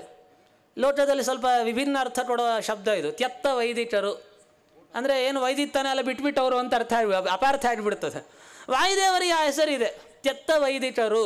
ಆಚಾರ್ಯರು ತಾತ್ಪರ್ಯದಲ್ಲಿ ಹೇಳೋ ಮಾತಿದ್ದು, ಭಾಗವತ ತಾತ್ಪರ್ಯ ಹೇಳೋ ಮಾತು. ಏನು ತ್ಯಕ್ತ ವೈದಿಕರು ಅಂದರೆ ಏನು? ಬ್ರಹ್ಮಬಂಧು ಇದ್ದಾಗೆ. ತ್ಯಕ್ತ ವೈದಿಕರು ಅಂದರೆ ವೇದ ಓದಿ ಅರ್ಥ ಮಾಡಿಕೊಳ್ಳೋದಲ್ಲ, ವೇದ ವಾಯುದೇವರ ಜ್ಞಾನವನ್ನು ಹಿಂಬಾಲಿಸ್ತದೆ, ಇವರು ಅದರ ಹಿಂದೆ ಹೋಗೋದಲ್ಲ. ವೇದ ಊಹಾಂ ಅನುಸರೇತ್, ವಾಯುದೇವರ ತಿಳುವಳಿಕೆಯನ್ನು ವೇದ ಹಿಂಬಾಲಿಸಿಕೊಂಡು ಬರ್ತದಂದ. ಆದ್ದರಿಂದ ಅಂದರೆ ವೇದಕ್ಕಿಂತಲೂ ಮಿಗಿಲಾಗಿ ದೇವರನ್ನು ಚಿಂತನೆ ಮಾಡುವಂತಹ ಸಾಮರ್ಥ್ಯ ಅದು ಹನುಮಂತ ದೇವರದ್ದು. ಆದ್ದರಿಂದ ಅವರನ್ನು ಮಹಾಜ್ಞಾನ 100 ಜನ್ಮದ ಪೂರ್ವದಲ್ಲಿಯೇ ಅವರಿಗೆ ಅಪರೋಕ್ಷ ಇದ್ದೇ ಇದೆ. ಜಗನ್ನಾಥದಾಸರು ಹೇಳ್ತಾರೆ, ಸಾಧನಾತ್ ಪೂರ್ವದಲ್ಲಿ ಈ ರುಜ್ವಾದಿ ತಾತ್ವಿಕರೆನಿಪ ಸುರಗಣ ಅನಾದಿ ಸಾಮಾನ್ಯಾಪರೋಕ್ಷಿಗಳೆಂದು ತರೆಸುವರು ಸಾಧನೋತ್ತರ ಸ್ವಸ್ವ ಬಿಂಬ ಉಪಾಧಿರಹಿತ ಆದಿತ್ಯನಂದದಿ. ಒಂದೊಂದು ಕಲ್ಪ 100 ಕಲ್ಪ ಸಾಧನೆ ಅವರಿಗೆ ಋಷಿಗಳಿಗೆ, ಒಂದೊಂದು ಕಲ್ಪ ಬಂದ ಹಾಗೆ ಇನ್ನಷ್ಟು ದೇವರನ್ನು ಸ್ಪಷ್ಟವಾಗಿ ಅವರು ದರ್ಶನ ಮಾಡುತ್ತಾ ಉಪಾಸನೆಯನ್ನು ಮಾಡುತ್ತಾ ಹೋಗ್ತಾರೆ. ಆ ರೀತಿಯಾದ ಪ್ರತಿಭೆ ಅವರದ್ದು, ಪ್ರತಿಭಾ ಅತಿಶಯ. ಎಂಥ ಪ್ರತಿಭೆ! ಸುಮಧ್ವಿಜಯದಲ್ಲಿ ಒಂದು ಮಾತು ಬರ್ತದೆ, ದೇವತಾ ಸ್ವಸುಲಭ ಪ್ರತಿಭಾತೆ ಮಾನುಷೇಷು ಚಪಲೇಷು ತಥಾಚ ಪ್ರತಿಭಾ ಪ್ರಭಾ ಪ್ರಮುಖ ಸದ್ಗುಣೈರ್ನಿಜೈರತಿ ವಿಸ್ಮಯಂ ನಿಯಮಿನಾಂ ಮನೋನಯನ್. ಅನೇಕ ಕಡೆಗಳು ನಾರಾಯಣ ಪಂಡಿತರು ಉಲ್ಲೇಖ ಮಾಡುತ್ತಾರೆ. ಮಧ್ವಾಚಾರ್ಯರು ಒಂದು ಕಡೆ ಹೋದಾಗ ಐತರೇಯದ ಪ್ರವಚನ ಮಾಡೋ ಸಂದರ್ಭದಲ್ಲಿ ಅವರು ವಿಷ್ಣು ಸಹಸ್ರನಾಮಕ್ಕೆ 100 ಅರ್ಥ ಇದೆ, ಒಂದೊಂದು ಹೆಸರಿಗೂ 100 ಅರ್ಥ ಇದೆ ಅಂತಂದರು. ವಿಶ್ವ ಅನ್ನೋದಕ್ಕೆ 100 ಅರ್ಥ ಇದೆ, ವಿಷ್ಣು 100 ಅರ್ಥ, ವಷಟ್ಕಾರ 100 ಅರ್ಥ. ಯಾರಾದರೂ ನಂಬಲಿಕ್ಕೆ ಸಾಧ್ಯನಾ? ಇವತ್ತು 100 ಅರ್ಥ ಇದೆ ಅಂದರೆ ನಮಗೆ ಹೇಳಿ ಅಂದರೆ ಹೇಳಲಿಕ್ಕೆ ಸಾಧ್ಯ ಇಲ್ಲ. ಅವತ್ತಿನ ಕಾಲದ ಪಂಡಿತರು ಲೆಕ್ಕಾಚಾರ ಹಾಕಿದ್ರಂತೆ, 100 ಅರ್ಥ ಇದೆ ಎಲ್ಲರೂ ಇರ್ಲಿಕ್ಕೆ ಸಾಧ್ಯ ಅಂತ ಆಚಾರ್ಯರ ಮುಂದೆನೇ ಬಂದು ಸವಾಲು ಹಾಕಿದರು. ಎಲ್ಲಿ 100 ಅರ್ಥ ಹೇಳಿ ನೋಡೋಣ ಅಂದರು. ಮಧ್ವಾಚಾರ್ಯರು ಸುಮ್ಮನೆ ಬಿಡಲಿಲ್ಲ. ಆಯಿತು, ನಾನು 100 ಅರ್ಥ ಹೇಳ್ತೇನೆ, ಆದರೆ ಸುಮ್ಮನೆ ಹೇಳಲಿಕ್ಕೆ ಆಗೋಲ್ಲ, ನಾನು ಹೇಳಿದ್ದೆಲ್ಲ ನೆನಪಿಟ್ಕೊಂಡು ವಾಪಸ್ ನನಗೆ ಒಪ್ಪಿಸ್ಬೇಕು ಅಂದ್ರಂತ. ಹಾಗಿದ್ರೆ ಹೇಳ್ತೇನೆ ಅಂದರು. ತುಂಬ ಕಷ್ಟ ಅದು. ಏನೋ ಸುಮ್ಮನೆ ನಮ್ಮಲ್ಲಿ ಉಂಟಲ್ಲ, ಪ್ರವಚನ ಕೇಳಿರ ಅಂದರೆ ಕೇಳಿಬಿಟ್ಟೀವಿ ಅಂತ. ನಮ್ಮದು ಕೇಳೋದು ಆಗಿರುತ್ತೆ, ಇಲ್ಲಿಂದ ಹೊರಡೋ ಆಗಲೇ ಬಿಡೋದು ಆಗಿಬಿಟ್ಟಿರ್ತದೆ. ಕೇಳಿ ಬಿಟ್ಟು ಹೋಗಿರ್ತೀವಿ ಆ ಹೊರಡೋ. ಹಾಗೆ ಎಲ್ಲ ಅವ್ರು ಕೇಳಿ ಬಿಡೋದಲ್ಲ, ಕೇಳಿ ತಲೆಯಲ್ಲಿ ಇಟ್ಕೊಂಡು ವಾಪಸ್ ಒಪ್ಪಿಸ್ಬೇಕು ಅದನ್ನು. ಹಾಗಿದ್ರೆ ಹೇಳ್ತೀನಿ ಆಯಿತು ಅಂದ್ರಂತೆ. ಮಧ್ವಾಚಾರ್ಯರು ಶುರು ಮಾಡಿದರು. ಮೊದಲನೇದೇ ನೋಡಿ, ವಿಶ್ವಂ ವಿಷ್ಣುರು ವಷಟ್ಕಾರ ತಾನೆ ವಿಷ್ಣು ಸಹಸ್ರನಾಮ. ಮೊದಲನೇ ವಿಶ್ವ ಅನ್ನೋ ಹೆಸರಿಗೆ 50ಕ್ಕೂ ಮೇಲೆ ಅರ್ಥ ಹೇಳ್ತಾ ಇದ್ದಾರೆ. ಅಷ್ಟರಲ್ಲೇ ಆ ಪಂಡಿತರಿಗೆ ಅದನ್ನು ಧಾರಣೆ ಮಾಡಲಿಕ್ಕೆ ಆಗದೆ ದಮ್ಮಯ್ಯ ಅಡ್ಡ ಬಿದ್ದುಬಿಟ್ರು ಅವರು. ಅಪ್ಪ ನಮಗೆ ಇದನ್ನೇ ಹಿಡೀಲಿಕ್ಕೆ ಆಗ್ತದೆ, 100 ಅರ್ಥ ಅಂತೂ ತಲೆಯಲ್ಲಿ ಖಂಡಿತ ಧಾರಣೆ ಮಾಡಲಿಕ್ಕೆ ಸಾಧ್ಯ ಇಲ್ಲ. ನಿಮ್ಮ ಪ್ರತಿಭೆ ಅದು ದೇವತೆಗಳಲ್ಲಿಯೂ ಇಂತಹ ಪ್ರತಿಭೆ ಇಲ್ಲ ಅಂತ ಅವರು ಸಾಷ್ಟಾಂಗ ಬೆರಗಿಬಿಟ್ರು ಅವರು. ಇಂಥ ಪ್ರತಿಭೆ ವಾಯುದೇವರದ್ದು. ನಮಗೂ ಆ ಪ್ರತಿಭೆ ಬರಬೇಕು ಅಂದರೆ ಯಾವುದೇ ಒಂದು ವಿದ್ಯೆಯಲ್ಲಿ ದೃಢವಾದ ಪ್ರತಿಭೆ ಬೇಕು, ಆ ಸ್ಫುರಣೆ ಬರಬೇಕು. ವಾಯುದೇವರಲ್ಲಿ ನಾವು ಅಡವಿರಾಯನಲ್ಲಿ ಎಲ್ಲ ಗುಣಗಳನ್ನು ಚಿಂತನೆ ಮಾಡಬೇಕು. ಇಂತಹ ಪ್ರತಿಭಾದಿ ಗುಣಗಳಿಂದ ಯುಕ್ತರಾಗಿದ್ದಾರೆ, ದೇವರ ಪರಮಪ್ರಸಾದಕ್ಕೆ ಪಾತ್ರರಾಗಿದ್ದಾರೆ. ಇವರೇ ಮುಂದಿನ ಚತುರ್ಮುಖ. ಈತನೇ ಬ್ರಹ್ಮ ವಾಯುರ್ವೈ ಬ್ರಹ್ಮ ಎಂದೆಂಬ ನಿಜಮಾರ್ಥವ ಪೇಳುತ್ತಿದಟು ಅಂತ ವಿಜಯದಾಸರು ಸುಳಾದಿಯಲ್ಲಿ ಹೇಳುತ್ತಾರೆ. ಹಾಗೆ ಇವರೇ ಮುಂದೆ ಚತುರ್ಮುಖ ಬ್ರಹ್ಮದೇವರಾಗಿ ಅವರು ಬ್ರಹ್ಮಾಂಡವನ್ನು ಸೃಷ್ಟಿ ಮಾಡತಕ್ಕಂಥವ್ರು. ಹನುಮಂತನೇ ಮುಂದೆ ಬ್ರಹ್ಮನಾಗೋದು. ಮುಂದಿನ ಕಲ್ಪದಲ್ಲಿ ಬ್ರಹ್ಮ ಅಂದ ಹೆಸರಿಟ್ಟುಕೊಂಡು ದೇವರ ಹೊಚ್ಚಳಿಂದ ಅವತಾರವನ್ನು ಮಾಡತಕ್ಕಂಥದ್ದು ಇದೇ ಹನುಮಂತ ದೇವರೇನೆ. ಈ ರೀತಿಯಲ್ಲಿ ಆಯಿತು. ಈ ರೀತಿಯಲ್ಲಿ ಇಂತಹ ವಾಯುದೇವರಲ್ಲಿ ವಿಶೇಷವಾಗಿ ಅನಂತ ಗುಣಗಳನ್ನು ಹೇಳ್ತಾ ಬರ್ತಾರೆ. ಸಮಯ ಮುಗೀತಾ ಇದೆ, ಆದ್ದರಿಂದ ಇನ್ನು 2 ನಿಮಿಷಕ್ಕೆ ನನ್ನ ಮಾತು ಮುಗಿಸ್ತೇನೆ. ಯಾಕಂದರೆ ಕಾರ್ಯಕ್ರಮಗಳು ಇನ್ನೂ ಅನೇಕ ಇರೋಣದರಿಂದ ಹೇಳಬೇಕಾದ್ರೆ ಅನೇಕ ವಿಚಾರಗಳಿದ್ದಾವೆ. ದೊಡ್ಡ ಸಬ್ಜೆಕ್ಟ್ ಅದು. ವ್ಯಾಸರಾಜರ ಹನುಮದ ಉಪಾಸನೆ ಅನ್ನೋದು ತುಂಬ ದೊಡ್ಡ ವಿಷಯ ಅದು. ಅಂತೂ ಅಂತಹ ವಾಯುದೇವರು ಎಲ್ಲರ ಸಮಸ್ತ ಜೀವಕೋಟಿಯಲ್ಲಿ ನೀವು ಕೇಳ್ಬೋದು, ಅಲ್ಲಪ್ಪ ಇಷ್ಟೆಲ್ಲ ಹೇಳ್ತಾ ಇದ್ದೀರಿ, ನಮಗೇನು ಉಪಕಾರ ಆಗಿದೆ ಅದನ್ನು ಹೇಳ್ರಿ. ಇದಕ್ಕೆ ಉತ್ತರ ಕೊಡಬೇಕಾದ್ರೆ ನಾನು ವಾಪಸ್ ಪ್ರಶ್ನೆ ಮಾಡಬೇಕು, ಏನು ಉಪಕಾರ ಆಗಿಲ್ಲ ಅದನ್ನು ಹೇಳ್ರಿ ಅಂತ ಹೇಳಿ. ಯಾಕೆಂದರೆ ನಾವಿವತ್ತು ಬದುಕಿದ್ದೇವೆ ಅಂದರೆ ಅದು ಅಡವಿರಾಯನಿಂದ ಅಂತಲೇ ಅರ್ಥ ಅದು. ಯಾಕೆಂದರೆ ಹನುಮಂತ ದೇವರು ನಮ್ಮ ಶ್ವಾಸೋಚ್ಛ್ವಾಸದ ದೇವತೆ, ನಮ್ಮ ಉಸಿರಾಟದ ದೇವತೆ ಹನುಮಪ್ಪ ಅಂತಂದರೆ.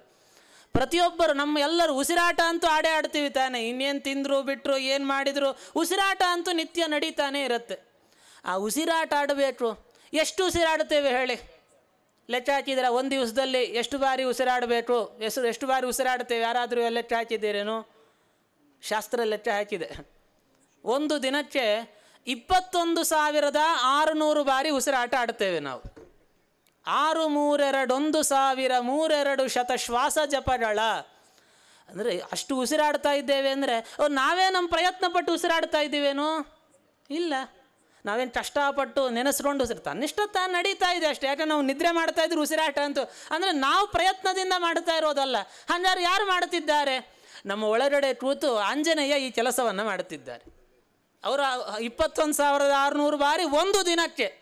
ಆ ರೀತಿ ಎಷ್ಟು ವರ್ಷ ಬದುಕಿರ್ತೇವೆ, ಅಷ್ಟೂ ವರ್ಷ ಪ್ರತಿನಿತ್ಯವೂ ನಮ್ಮಲ್ಲಿ ನಿಂತು ಅಷ್ಟು ಉಸಿರಾಟವನ್ನು ಆಡಿಸಿದ ದೇವತೆ ನಮ್ಮ ಅಡವಿರಾಯ. ಹಾಗಾಗಿ ಆತನಿಗೆ ಎಷ್ಟು ನಮಸ್ಕಾರ ಹಾಕಿದರೂ ಸಾಲದು. ನಮ್ಮನ್ನು ಬದುಕಿರೋದೇ ಅವರಿಂದ. ಒಂದು ನಿಮಿಷ ಏನಾದರೂ ಅವ್ರು ನಿಲ್ಲಿಸ್ಬಿಟ್ರೆ, ನಿನ್ನಲ್ಲಿ ಯಾಕಪ್ಪ ನಾನು ಉಸಿರಾಡಿಸ್ಬೇಕು, ನನಗೇನು ಪ್ರಯೋಜನ, ನಾನು ಬೇಡ ಅಂತ ನಿಲ್ಲಿಸ್ಬಿಟ್ರೆ ನಮ್ಮ ಆಯುಷ್ಯನೇ ಮುಗಿದೋಯ್ತು ಅಂತ ಅರ್ಥ. ಆದರೆ ಹಂಗೆ ಮಾಡುವುದಿಲ್ಲ. ಪರಮ ಕಾರುಣಿಕರು ನಮ್ಮ ಮೇಲೆ ಅಷ್ಟೊಂದು ಕಾರುಣ್ಯದಿಂದ ಹನುಮಂತ ದೇವರು ನಮಗೆ ಅಷ್ಟು ಉಪಕಾರವನ್ನು ವಿಶೇಷವಾಗಿ ಮಾಡ್ತಾ ಇದ್ದಾರೆ. ನಮ್ಮೆಲ್ಲರಲ್ಲೂ ನಿಂತು ಜ್ಞಾನ, ಆನಂದ, ಭಕ್ತಿ ಎಲ್ಲ ಗುಣಗಳನ್ನು, ನಮಗೆ ಬಲ ಇದೆಯಾ, ಆ ಬಲ ಕೊಟ್ಟವರು ಒಳಗಡೆ ವಾಯುದೇವರು. ಜ್ಞಾನ ಇದೆಯಾ, ಕೊಟ್ಟಿದ್ದು ವಾಯುದೇವರು. ಧೈರ್ಯ ಇದೆಯಾ, ಕೊಟ್ಟಿದ್ದು ವಾಯುದೇವರು. ನಮ್ಮಲ್ಲಿರೋ ಪ್ರತಿಯೊಂದು ಗುಣ ಹನುಮಂತ ದೇವರಿಂದ ನಮಗೆ ಬಂದದ್ದು. ನಮ್ಮ ಒಳಗಡೆನೇ ಕೂತಿದ್ದಾರೆ ಅವರು. ಒಳಗಡೆ ನಿಂತು ನಮಗಿಷ್ಟೆಲ್ಲ ಅನುಗ್ರಹವನ್ನು ಮಾಡುತ್ತಾ ಇದ್ದಾರೆ. ಅವರೇ ಹನುಮ, ಭೀಮ, ಮಧ್ವ ಅನ್ನುವ 3 ರೂಪಗಳಿಂದ ಪರಮಾತ್ಮನ ಸೇವೆಯನ್ನು ಮಾಡಿದ್ದಾರೆ ಅಂತ. ಕೊನೆ ಇದು ರಮಾಪತಿ ಪ್ರಿಯಾಯ ಶ್ರೀ ಭಾರತೀ ರಮಣಾಯ ಶ್ರೀ ವಾಯುದೇವಾಯ ನಮೋ ನಮಃ ಅಂತ ಹೇಳುತ್ತಾ, ಹೃದಯ ಗದ್ಯಸ್ತುತೋ ದದ್ಯಾತ್ ವಿದ್ಯಾಂ ಸದ್ಯೋನವದ್ಯತಾಂ ವಿನಿರ್ಭಿದ್ಯ ದೃಢಾ ವಿದ್ಯಾಂ ಅಚ್ಛೇದ್ಯಾಂ ಶಾರದಾಪತಿ. ಇಂಥ ಹನುಮಂತ ದೇವರಲ್ಲಿ ನಾವು ಕೇಳಿಕೊಳ್ಳಬೇಕಾದದ್ದಿಷ್ಟೇ. ಏನು ಈ ಒಂದು ಸನ್ನಿಧಾನದಲ್ಲಿ ವಿಶೇಷವಾಗಿ ರಾಘವೇಂದ್ರ ಸ್ವಾಮಿಗಳವರ ಆ ಪ್ರಾಣದೇವರ ಪೂರ್ಣ ಸನ್ನಿಧಾನ ಪಾತ್ರರಾಗಿರತಕ್ಕಂಥ ರಾಘವೇಂದ್ರ ಸ್ವಾಮಿಗಳವರ ಜನ್ಮದಿನ ಇವತ್ತು. ರಾಯರೇ ಗತಿಯು ನಮಗೆ ಅಂತ ಹೇಳುವಂತೆ, ರಾಯರಿಲ್ಲ ಅಂದರೆ ನಮ್ಮ ಬದುಕೇ ಇಲ್ಲ. ಅಂತಹ ಮಂತ್ರಾಲಯ ಪ್ರಭುಗಳು ರಾಘವೇಂದ್ರ ಗುರು ಸಾರ್ವಭೌಮರ ಜನ್ಮದಿನದ ಉತ್ಸವದಲ್ಲಿ ಎಲ್ಲರೂ ಸೇರಿದ್ದೇವೆ. ಇದೆಲ್ಲ ನಮ್ಮ ದೊಡ್ಡ ಸೌಭಾಗ್ಯ. ಇದು ಇಂತಹ ಪವಿತ್ರವಾಗಿರತಕ್ಕಂಥ ಪರ್ವಕಾಲದಲ್ಲಿ ನಾವು ರಾಘವೇಂದ್ರ ಗುರು ಸಾರ್ವಭೌಮರಲ್ಲಿ, ಅವರ ಅಂತರ್ಯಾಮಿಯಾದ ಅಡವಿರಾಯನಲ್ಲಿ, ಹನುಮಂತ ದೇವರಲ್ಲಿ, ಅವರ ಅಂತರ್ಯಾಮಿ ಆಗಿರತಕ್ಕಂಥ ಪರಮಾತ್ಮನಲ್ಲಿ ವಿಶೇಷವಾಗಿ ಪ್ರಾರ್ಥನೆ ಮಾಡಿಕೊಳ್ಬೇಕು.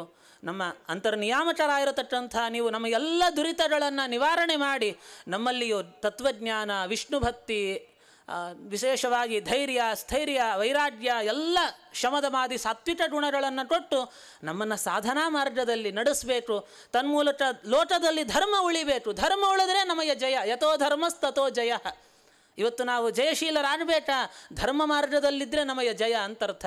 ಆ ರೀತಿಯಾದಂತಹ ದೊಡ್ಡ ಸಾಧನೆ ನಮ್ಮೆಲ್ಲರ ಕೈಯಲ್ಲೂ ಮಾಡಿಸಲಿಕ್ಕೆ ರಾಘವೇಂದ್ರ ಸೇವಾ ಸಮಿತಿ, ನಮ್ಮ ವಿಶೇಷವಾಗಿ ನಮ್ಮ ಪರಿಮಳಾಚಾರ್ಯರು, ಪೂಜ್ಯರು, ಆಚಾರ್ಯರು ಈ ಒಂದು ಕ್ಷೇತ್ರದಲ್ಲಿ ಎಲ್ಲರ ಅನುಗ್ರಹ ಮಾಡುವುದಕ್ಕೋಸ್ಕರ ದೊಡ್ಡ ಒಂದು ಕಾರ್ಯಕ್ರಮ ಹಮ್ಮಿಕೊಂಡಿದ್ದಾರೆ. ಅದರಲ್ಲಿ ನನಗೂ ಒಂದು ಸಣ್ಣ ರಾಯರ ಸೇವಾ ಮಾಡುವ ಭಾಗ್ಯ ಕೊಟ್ಟಿದ್ದಕ್ಕೆ ಅವರಿಗೆ ಅನಂತ ಪ್ರಣಾಮಪೂರ್ವಕ ಕೃತಜ್ಞತೆಗಳನ್ನು ತಿಳಿಸಿಕೊಡುತ್ತಾ ನನ್ನ 2 ಮಾತುಗಳನ್ನು ಸಮಸ್ತ ಗುರುವಂತರ್ಯಾಮಿಯಾದ ಪರಮಾತ್ಮನಿಗೆ, ವಾಯುದೇವರ ಅಡವಿರಾಯನ ಅಂತರ್ಯಾಮಿಯಾದ ಭಗವಂತನಿಗೆ ಸಮರ್ಪಣೆ ಮಾಡುತ್ತಾ, ಆತನ ಕಾರುಣ್ಯ ನನ್ನ ಮೇಲೆ, ನಿಮ್ಮ ಮೇಲೆ, ಎಲ್ಲರ ಮೇಲೂ ಆ ಹನುಮಂತ ದೇವರ ಕಾರುಣ್ಯ ಸದಾ ಇರಲಿ ಅಂತ ಪ್ರಾರ್ಥನೆ ಮಾಡುತ್ತಾ 2 ಮಾತನ್ನು ಶ್ರೀಕೃಷ್ಣಾರ್ಪಣಮಸ್ತು, ಮಧ್ವೇಶಾರ್ಪಣಮಸ್ತು.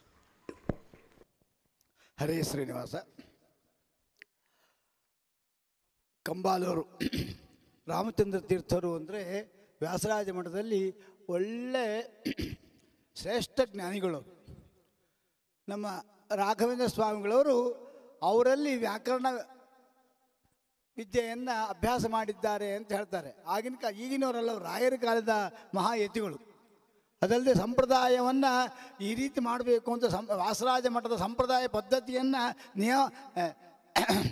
ನಿಯಾಮನ ಮಾಡಿರ್ತಕ್ಕಂಥ ಮಹಾಪ್ರಭುಗಳು. ಅಂಥವರ ಪೂರ್ವಾಶ್ರಮದ ವಂಶದಲ್ಲಿ ಬಂದಿರತಕ್ಕಂಥವರು ನಮ್ಮ ಇವತ್ತಿನ ಉಪನ್ಯಾಸಕರಾಗಿರ್ತಕ್ಕಂಥ ಶ್ರೀವತ್ಸಾಚಾರ್ಯ ಕಂಬಾಲೂರವರು. ನಮ್ಮ ಪ್ರಸಿದ್ಧರಾಗಿರ್ತಕ್ಕಂಥ ಪ್ರವಚನದಲ್ಲಿ ವಿಶೇಷವಾಗಿ ವಿಷ್ಣು ತೀರ್ಥರ ಷೋಡಶಿ, ಚತುರ್ದಶಿ ಇವುಗಳ ಉಪನ್ಯಾಸವೇ ತಮ್ಮ ಉಸಿರಾಗಿಟ್ಟುಕೊಂಡಿರ್ತಕ್ಕಂಥ, ಅದರಿಂದಾಗಿ ಸಾವಿರಾರು ಜನರ ಅಭಿಮಾನಿಗಳನ್ನು ಸಂಪಾದನೆ ಮಾಡಿರ್ತಕ್ಕಂಥ ವಿದ್ವಾನ್ ಕರ್ನೂಲ್ ಶ್ರೀನಿವಾಸಾಚಾರ್ಯರಲ್ಲಿ ಅಭ್ಯಾಸ ಮಾಡಿ ಸುಧಾಂತ ವೇದಾಂತವನ್ನು ಅಧ್ಯಯನ ಮಾಡಿರ್ತಕ್ಕಂಥವರಾಗಿದ್ದಾರೆ ಆಚಾರ್ಯರು. ಸದಾಚಾರ್ಯಗಳು ಅಷ್ಟೇ ಸರಳವಾಗಿರ್ತಕ್ಕಂಥ ವ್ಯಕ್ತಿ. ನಿಮಗೆಲ್ಲ ಆಶ್ಚರ್ಯ ಆಗಿರ್ಬೋದು, ನಮ್ಮ ಆಹ್ವಾನ ಪತ್ರಿಕೆಯಲ್ಲಿ ಅವ್ರ ಹೆಸರು ಇಲ್ಲ. ಆದರೆ ನಾವು ಒರಿಜಿನಲ್ ಮಾಡಿದ್ರಾಗ ಅವ್ರ ಆಹ್ವಾನ, ನಾನು ಅವ್ರಿಗೆ ಫೋನ್ ಮಾಡಿ ಇಂಥ ದಿವಸ ಬರಬೇಕು, ಈ ವ್ಯಾಸರಾಜರ ಉಪಾಸನೆ ನಿಮ್ಮದು ಉಪನ್ಯಾಸ ಅಂತ ಎಲ್ಲ ಹೇಳಿದ್ದೇನೆ. ಆಮೇಲೆ ಮತ್ತೆ ಅದು ಪ್ರೆಸ್ಸಿಗೆ ಹೋದ ಮೇಲೆ ಒಂದು 3-4 ಸರಿ ಎಲ್ಲರೂ ನೋಡಿದ್ದೇವೆ. ಅದು ಯಾವ ಕಣ್ಣು ತಪ್ಪಿ ಹೋಯ್ತೋ ಏನೋ, ಅವ್ರ ಹೆಸರೇ ಇಲ್ಲ. ಕೊನೆಯ ಸಮಯದಲ್ಲಿ ನಮ್ಮ ಪತ್ರಿಕೆ ಅವರಿಗೆ ನಾವು ಯೂಟ್ಯೂಬ್ ಮೇಲೆ ಕಳಿಸಿದ ಮೇಲೆ ಆಚಾರ್ಯ ಏನಿದು ನನ್ನ ವಿಷಯ ಏನು ಅರ್ಥ ಆಗಲಿಲ್ಲ, ನನಗೆ ಹೆಸರಿಲ್ಲ ಅಂತ ಹೇಳಿಲ್ಲ ಅವರು, ವಿಷಯ ಏನು ಅರ್ಥ ಆಗಲಿಲ್ಲ. ಆಮೇಲೆ ವಿಷಯ ತಿಳಿತು. ಅಯ್ಯೋ ಕಣ್ತಪ್ಪಾಗಿದ್ದಪ್ಪ, ದಯವಿಟ್ಟು ತಪ್ಪು ತಿಳ್ಕೊಬೇಡ್ರಿ, ಇದು ರಾಯರ ಸೇವೆ, ಭಗವಂತನ ಒಂದು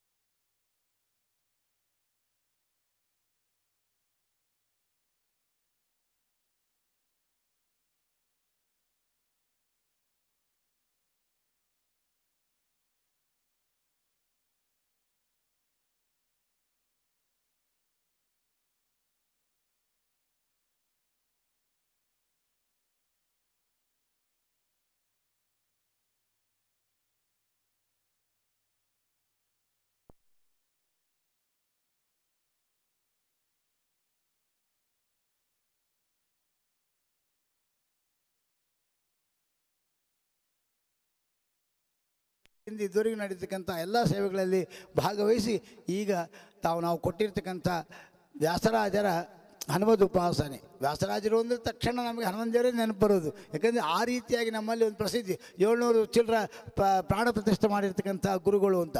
ನಮ್ಮ ಮಾಧ್ವ ಪರಂಪರೆಯಲ್ಲಿ ಅಷ್ಟು ಸಂಖ್ಯೆಯಲ್ಲಿ ಪ್ರಾಣ ಪ್ರತಿಷ್ಠೆ ಮಾಡಿರ್ತಕ್ಕಂಥ ಗುರುಗಳು ಯಾರೂ ಇಲ್ಲ. ಅಂದರೆ ಯಾವಾಗಲೂ ಕೂಡ ವಾಯುದೇವರನ್ನು ತಮ್ಮಲ್ಲಿ ಆವೇಶವಾಗಿ ಉಳ್ಳಂಥ ವ್ಯಾಸರಾಜರೇ ಅಂತ ಪ್ರಾಣದೇವರ ಉಪಾಸನೆಗೆ ಸಮರ್ಥರು ಅಂತ ಇದರಿಂದಲೂ ಕೂಡ ದ್ಯೋತವಾಗುತ್ತೆ. ಆಚಾರ್ಯರದಲ್ಲದೆ ವ್ಯಾಸರಾಜರ ಮಾತೆ ಆಗಿರ್ತಕ್ಕಂಥ ವ್ಯಾಸಗದ್ಯದ ಆಧಾರದಿಂದ ಒಂದೊಂದು ನಾಮದಲ್ಲಿಯೂ ಇರ್ತಕ್ಕಂಥ ಹನುಮಂತ ದೇವರ ವಿಶೇಷವನ್ನು ತಿಳಿಸಿಕೊಟ್ಟಿರ್ತಕ್ಕಂಥ ಆಚಾರ್ಯರಿಗೆ ಎರಡು ಉಭಯ ಸಮಿತಿಗಳ ಪರವಾಗಿ ನಮನಗಳೊಂದಿಗೆ ಅನಂತ ಧನ್ಯವಾದಗಳು. ಹರೇ ಶ್ರೀನಿವಾಸ.